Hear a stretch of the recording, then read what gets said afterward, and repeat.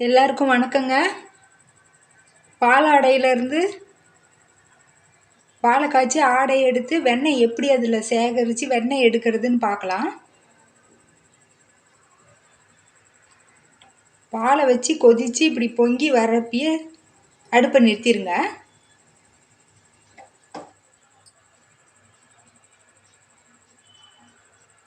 நிறுத்திட்டு நல்லா ஆறுனதுக்கப்புறம் ஃப்ரிட்ஜில் எடுத்து வச்சுருங்க. ஒரு 8 மணி நேரம் கழித்து அதை எடுத்து ஆடை எடுத்துடலாம். பசும்பால் காய்ச்சி 8 மணி நேரம் ஃப்ரிட்ஜில் வச்சு இப்போ வெளியில் எடுத்துருக்குதுங்க. இதுலேருந்து இப்போ ஆடை எடுத்துடலாம்.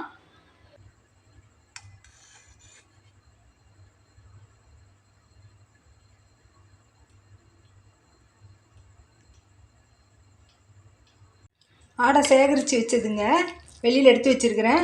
ஃப்ரீசரில் வச்சு எடுத்து கொஞ்சம் கூலிங் இருக்கிறப்பே எடுத்து போட்டு அரைச்சோம்னாக்க ஐஸ் தண்ணி ஊற்ற தேவையில்லை. இப்போ கொஞ்சம் சாதா தண்ணியை ஊற்றிக்கிறேன். ஆடை எடுத்து போட்டுக்கலாம். ஒரு 10 செகண்டுக்கு ஒருக்க நிறுத்தி சுற்றினீங்கன்னா அதுலேயே வெண்ணெய் வந்துடுங்க. ஒரு 30 செகண்டுக்குள்ளாரே வெண்ணெய் வந்துடும். பாருங்கள், எடுத்து வச்சுக்கலாம். இதே மாதிரி ஒரு தடவையும் போட்டு எடுத்துக்கலாங்க. தேவையான அளவுக்கு கிடைச்ச அப்புறம் நெய் காய்ச்சிக்கலாங்க. நன்றிங்க, வணக்கங்க.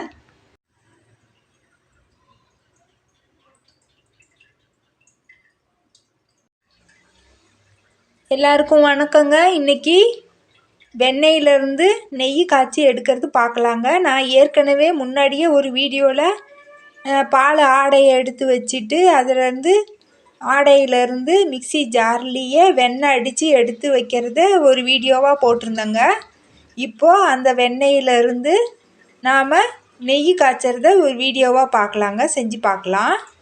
இப்போ இது வெண்ணெய் இது எடுத்து வச்சுருக்கிறேங்க. ஆடையிலேருந்து ஜார்லேருந்து அடிச்சுட்டு இதை எடுத்து வெண்ணெயை வச்சுருக்கிறேங்க. இதை உருக்கி நெய்யாக காய்ச்சி வச்சிடலாங்க.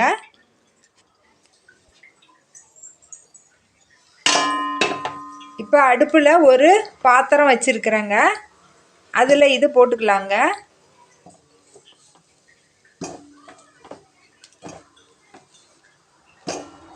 இது உருகி காயிட்டுங்க. அடுப்பு சிம்மில் வச்சுருக்கிறேங்க.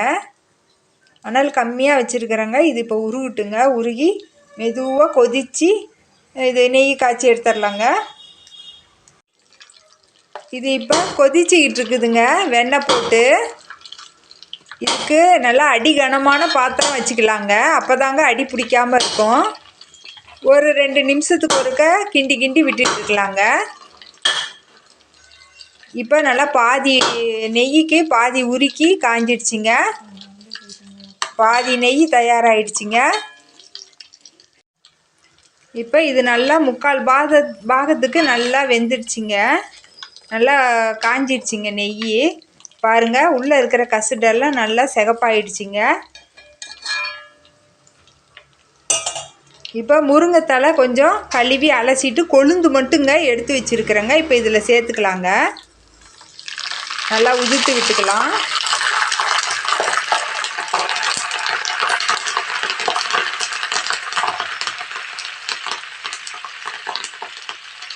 முருங்கைத்தலை நல்லா பொரிஞ்சு வரட்டுங்க. இந்த நெய் சூட்டிலேயே முருங்கைத்தலையும் பொரிஞ்சு நல்லா காயணுங்க. தலை பச்சையாக எடுத்துடக்கூடாதுங்க. நல்லா பொறுன்னு தலை காயணுங்க. அதுக்குள்ளே நெய்யும் நல்லா இன்னும் கொஞ்சம் நல்லாவும் நல்லா காஞ்சி சுருங்கி வந்துடுங்க.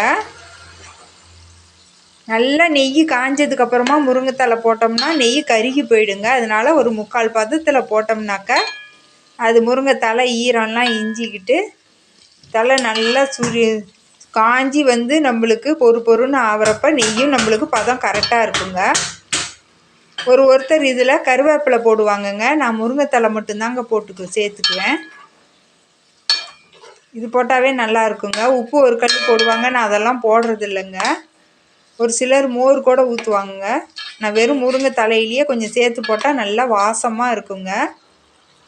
நல்லா பக்குவமாக காய்ச்சி எடுத்துக்கிட்டோம்னா நல்ல மாத கணக்கில் கூட நல்லாவே இருக்குங்க. 3 மாதம் ஆனாலும் கூட நல்லாவே இருக்குங்க. கெட்டே போகாதுங்க. நம்ம நெய் காய்ச்சினதுக்கப்புறமா இந்த தலையை வடித்து எடுத்துகிட்டு நம்ம சாப்பிட்றலாங்க. வடித்து எடுத்தோம்னா பொறு பொறுன்னு சாப்பிட்றதுக்கும் நல்லா இருக்குங்க. இது கண்ணுக்கு ரொம்ப நல்லதுன்னு சொல்லுவாங்கங்க.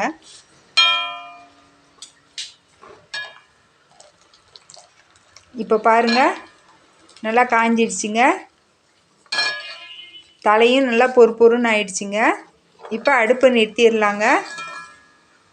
கொஞ்சம் ஆற வச்சுட்டு வெது வெதுன்னு இருக்கிறப்ப வடிச்சிட்டு வடிகட்டியில் வடிச்சிட்டு ஒரு பாத்திரத்தில் நெய் ஊற்றி வச்சிடலாங்க.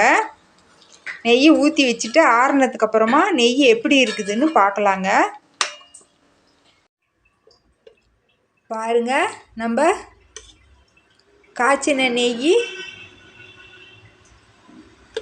நல்லா கலரு பசு நெய்யுங்க, மஞ்சளாகவும் இருக்குது, நல்லா நர நரன்னு மணல் மணலாகவும் இருக்குதுங்க. நல்லா வாசமாகவும் இருக்குதுங்க. இந்த மாதிரி காய்ச்சி எடுத்துக்கலாங்க. இப்போ நம்ம நெய் தயாராகிடுச்சிங்க.